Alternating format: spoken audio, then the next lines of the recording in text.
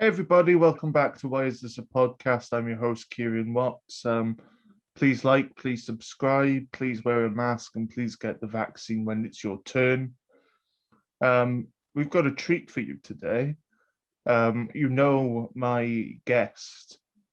He was one of my very first guests on this show. He's a veteran journalist and has made his directorial debut with the documentary film The Beatles and India. Please welcome to the show again, Ajoy Bose. Hello, Ajoy. Hi, Kieran. Thanks for being here. Oh, great to be here again. It's so lovely to talk to you. As I mentioned, you've got the new film. Its world premiere is on June the 6th in the BFI in South Bank, London. In London, yes. We've had first show already in Coventry, at the Belgrade Theatre. It's being shown across the United Kingdom in a few cities.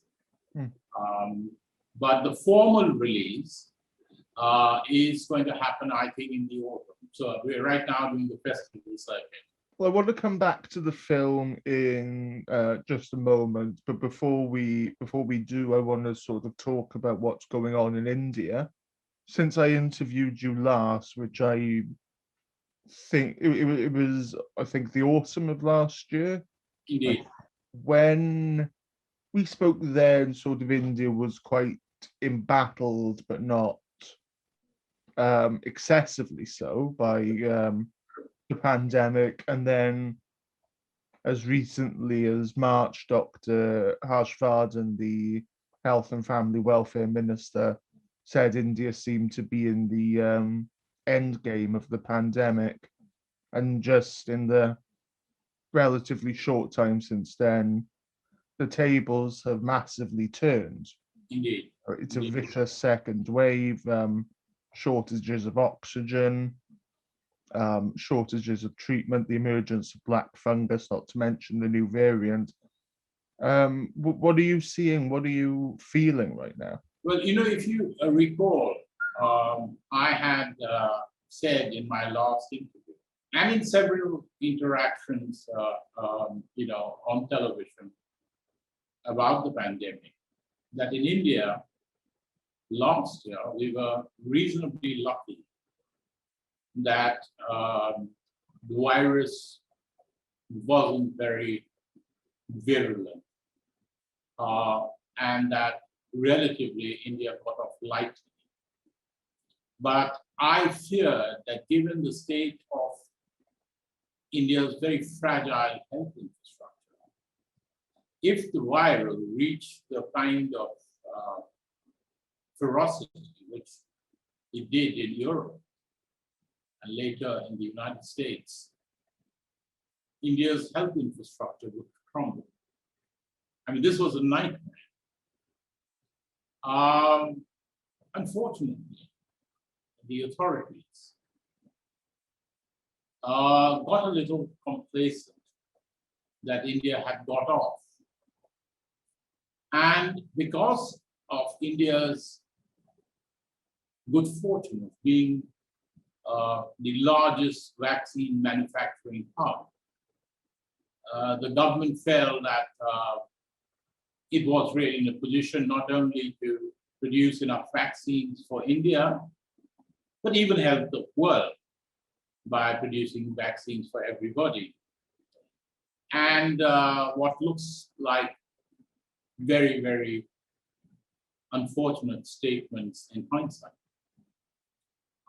The Prime Minister, the Health Minister, a lot of leaders who should have known better, seeing what was happening, across the world, should have been a little more careful in saying what they did.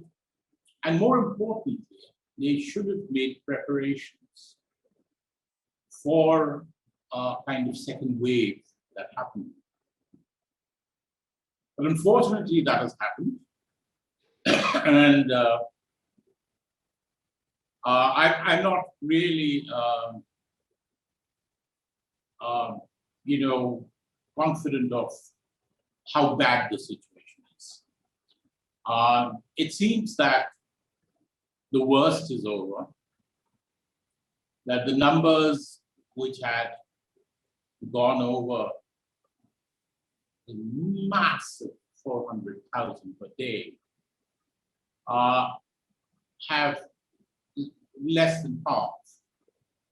But unfortunately, the data, and I think this is where I think the big problem with India and other developing countries, have, is that handling a pandemic and preparing for a pandemic depends so much, Karen, on the kind of data you have, the kind of reliability of data, whether it's infections or fatalities or genome sequencing. I mean, a host of scientific and sociological data, anthropological data, demographic data is required. And unfortunately, the data is simply not available in India, particularly from rural India.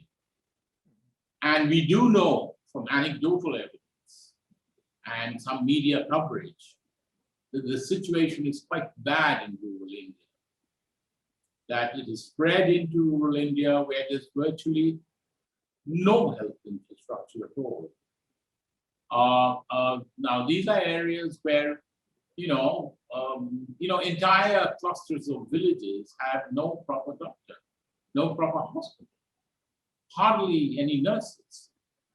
And when the pandemic of this time hits, it almost goes back a century ago during the Spanish flu. And it does make you think. And we've been talking about this for many, many years. We who have written and agitated about public health should have been prioritized far more by successive governments over the decades. The pathetic amount that is spent on public. So all that is coming to roost because pandemic has very cruelly exposed, the basic Indian health infrastructures, a complete lack of capacity, to handle, this kind of, pandemic. So I think that is where the problem lies.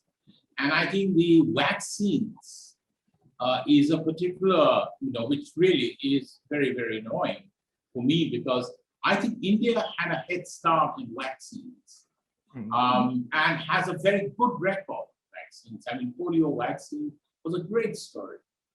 And, we have handled several epidemics, maybe of not this magnitude, rather well. And the National Immunization Program and public consciousness about vaccines have been, I think far better than many neighboring countries, in South Asia. Unfortunately, I think this time the vaccine policy is all mixed up. In the beginning, we started well, but at the moment, there's so much confusion about different criteria for the states, for the center, private hospitals. And, this is not a very egalitarian society.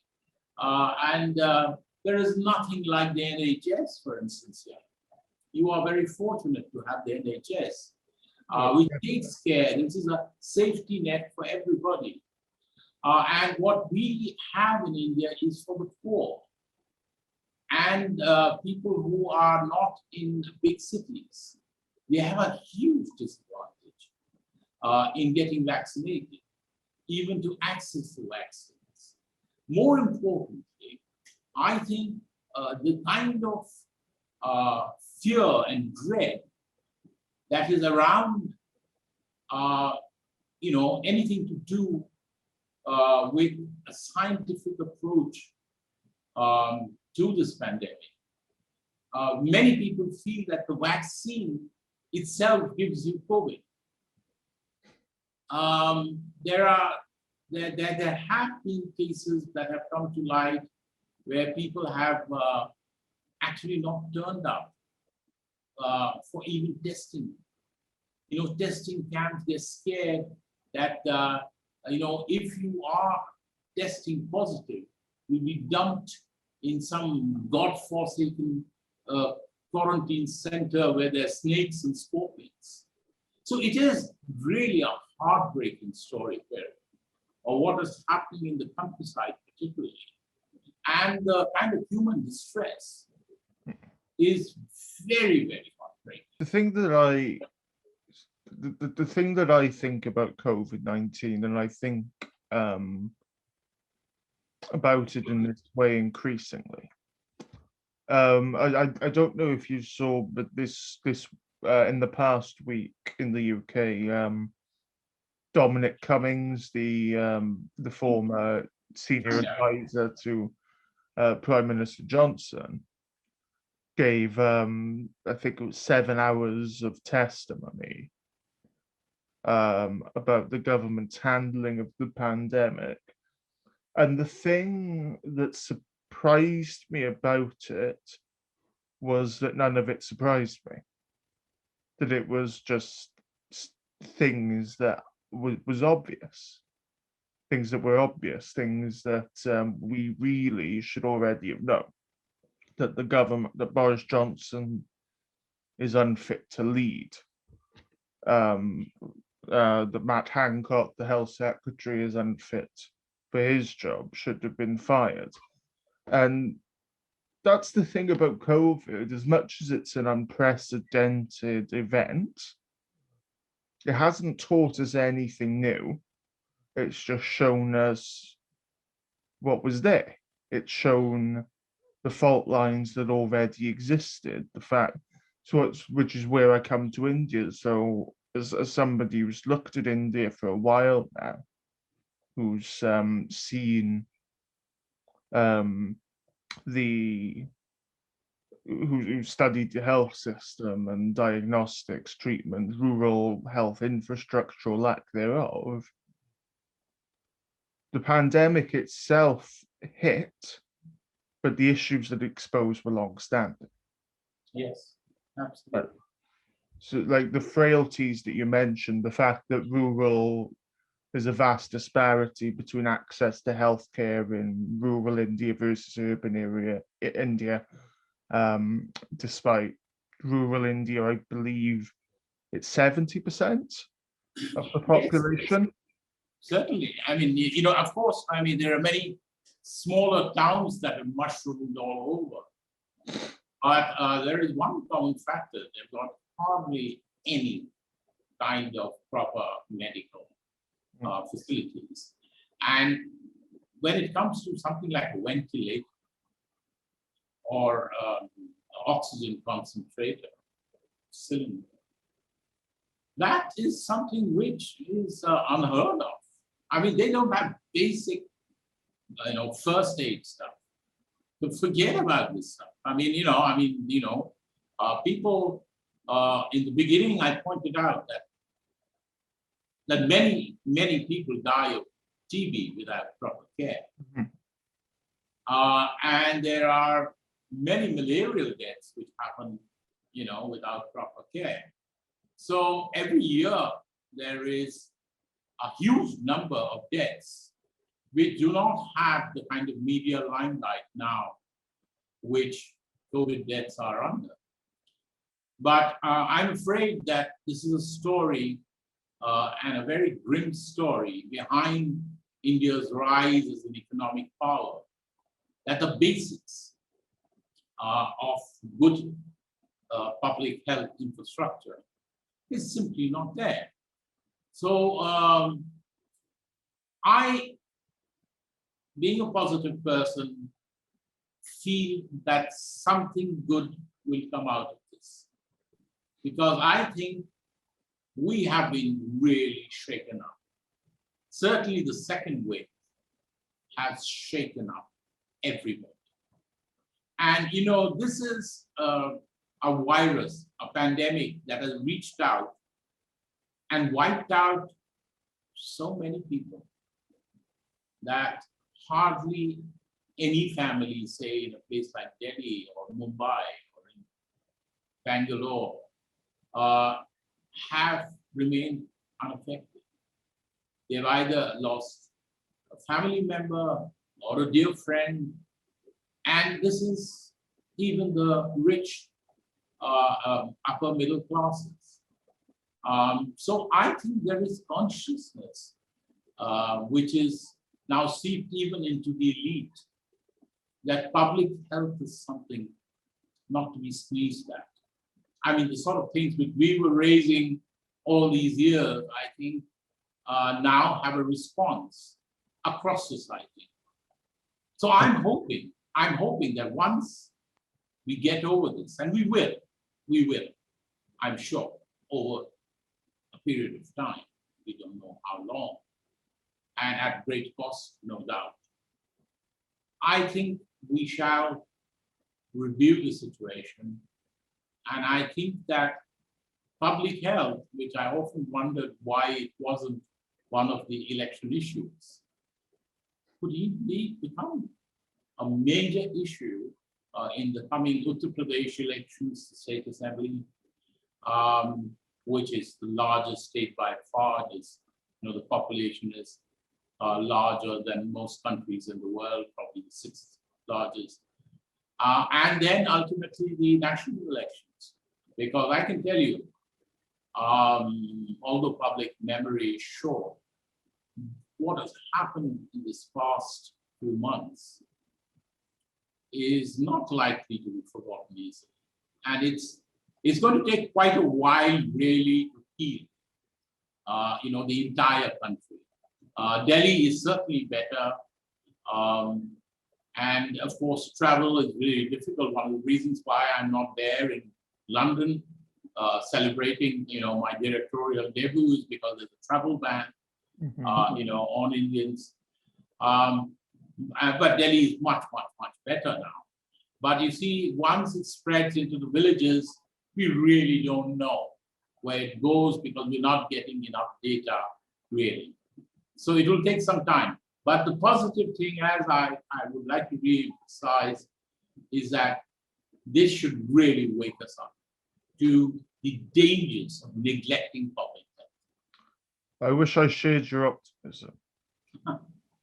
Well, I don't know. I mean, I do feel that public pressure. And, one of the reasons why I think politicians never cared was that there wasn't enough public pressure. Today, the courts have got very active on public health. It's quite amazing how much the courts are now interfering. They are directly demanding that the government explain its vaccine policy. The same courts who seem to be quite helpless and seem to have been intimidated by this government are now raising very sort of, pertinent questions, tough questions. So I don't know. I just get a feeling that we may be seeing a turning point where these bread and butter issues, these grassroots issues may come to the fore. The community is where I'm optimistic. I draw my optimism from the communities. Certainly in the UK, we've seen a phenomenal, not only the fantastic efforts of our NHS workers, who you alluded to earlier, but just community level activism, people coming out in support of those in need. It's been great to see. Yes. And when your Prime Minister's Boris Johnson, you got to look for hope where you can get it. I want to come to the film before I let you go.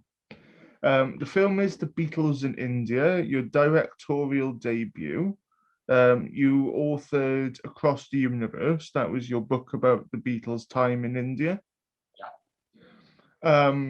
Fantastic book, and I'm sure the film is equally as good. What can you tell me about the film? I really never really thought I would be directing film, nor did I think that I would write a book on the Beatles, because I've been a political commentator and also somebody who, over the past 2 decades, particularly, have looked at public health and engaged with various policymakers on that. It wasn't a natural progression.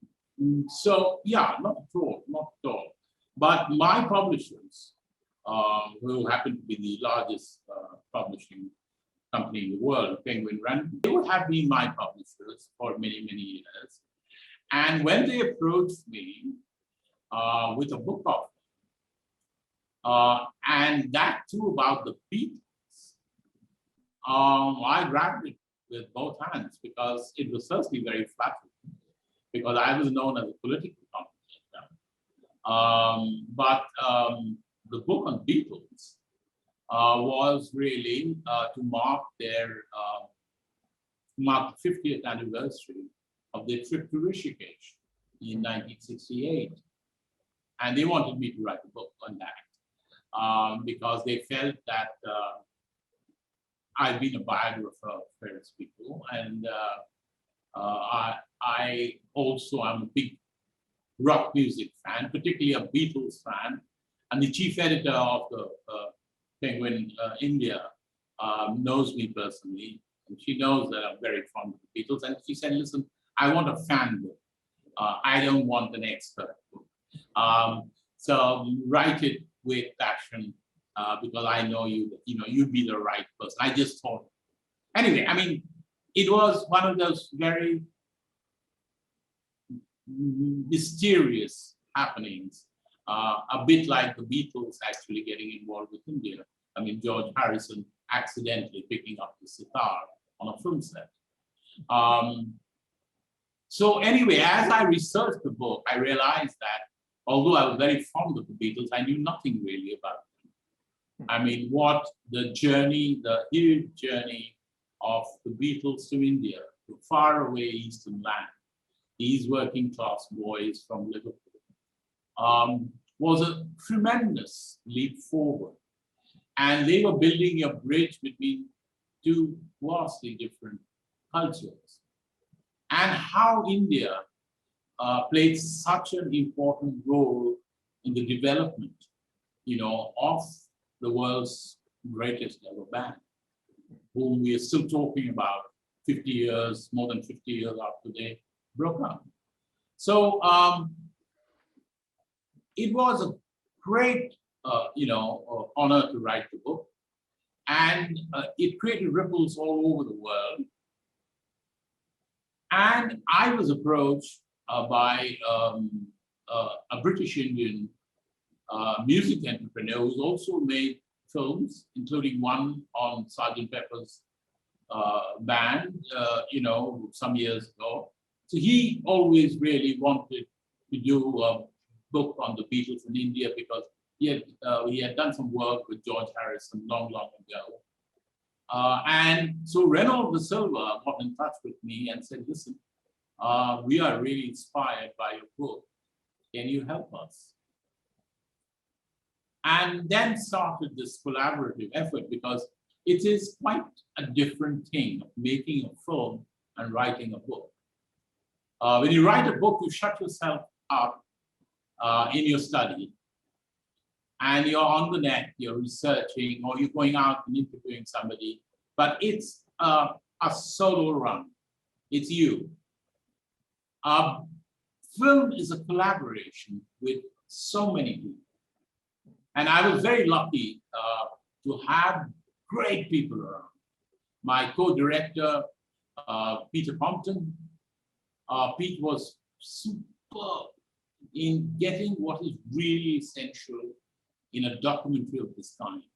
Archival, rare archival material, footage, images. And I was very lucky because I had already built up a formidable, diary of contacts. And by researching my book, so they had to speak on film. across India and the UK. And I could use some of the material which was in my archives, including a great interview with George Harrison's former wife, Patty Boyd.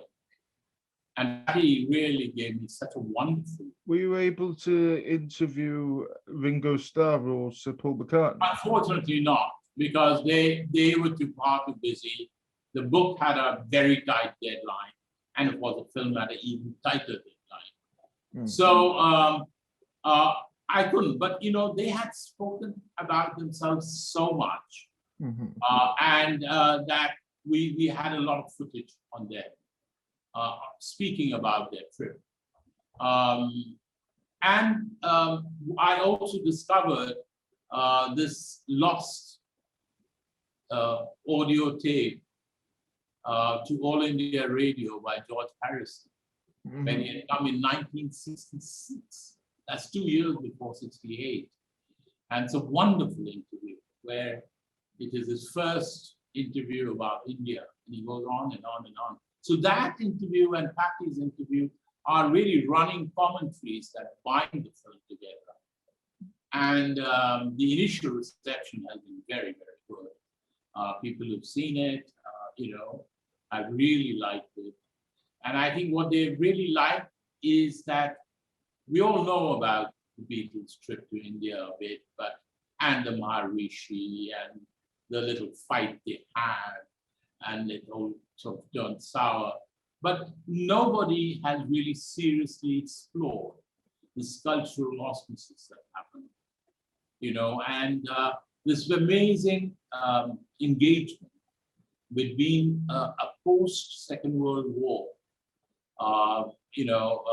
younger generation growing up in the West, particularly in the UK, and a post-colonial generation, an English-speaking generation in India. So I think people who had a preview of the film really appreciate, and I'm very glad that that it is being launched almost at the UK Asian Festival, which is the perfect platform, really, which is about South Asians living in the UK, looking back at their home country. So I must say it just come out all right. Was it daunting for you, as a veteran of the written word, to actually turn your hand to filmmaking? Was that? Well, it was challenging, yes, indeed it was challenging. But as I said, it was a real adventure. And I was very fortunate to have very professional people to work with who became good friends. And that's how I operate. I mean, people I work with are old friends. And so therefore, it was great fun. It was great fun. It was an audiovisual thing is so different from the written word. In some ways, it's restrictive because there are all these copyright problems, And I was really worried about the music because to buy Beatles' original music will wipe out your entire budget, for the documentary. On the other hand, it's why we had to scrap "Nowhere Man" as the theme song for the podcast. Yeah. Because yes. I mean, so it's really daunting, really, the kind of copyright restrictions which are there.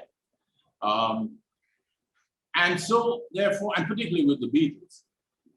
But I must say that when we see the film soon, you will find that the music composed by Benji Morrison, a very interesting musician, has really composed a great musical score, an original music score for the film, which is wonderful. We have some very interesting images from Bollywood mixed in the film. It starts with Bollywood images. And when it is released formally this autumn, there will be an accompanying album of a 19-track album of top Indian pop stars and rock stars giving their interpretations of what the Beatles composed in India. So I think that will be really amazing. And some of the stuff is really, really good. So that will be out in the market as well, with their own Indian interpretation of what the Beatles sang. And it's wonderful, really to hear that, including John Lennon's song of India, India, which is such an iconic song. So all in all, I think it's been a very rewarding experience. And I'm really looking forward to have the films being shown across the world, and particularly in India, because a lot of my friends want to know when can we see the film. And now that it's here, so I have to answer these questions constantly on Facebook and elsewhere. That, I mean, for God's sake, where do we see this film? So hopefully soon. The distributors are at the moment trying to decide where to go. The BBC in the UK is very interested in it, but you know how Netflix and Amazon, these giants, they want a worldwide deal. And but fortunately for a director, that's one thing I don't have to worry about, is the producer and the distributor. So I mean, they'll sort it out. Well, I can't wait to see the film. And I love the book, and I love interviewing you, Ajoy. It's always a joy, no pun intended. Well, thank you so much for being here. Thank you, Piri. As always. Been a pleasure. Hope to have you on again sometime. And let us hope and pray that the situation gets better in India and stays better in the UK and the rest of the world, and that I can come in the autumn really for the formal release of the film, and perhaps I'll see you then. Yeah, and I'd love to obviously come over to see you sometime. I've had quite a few Indian guests on, and I think I've said the same to all of them, either on or off camera. So I'd love to come over. When the storm is over. When the storm is over. When the storm is over, I'd love to come over, see you. We can go for. Well, I'll leave the cuisine to you. No, I could take you to the Beatles ashram at Rishikesh. That would be lovely. That'd be lovely. There we go. There we go. And it's on camera. It's on camera, so that's a verified promise. Okay then. Film is The Beatles in India, and the man is Ajoy Bose. The show is Why Is This a Podcast? And the host is Kieran Watts, who happens to be me. Thank you for watching.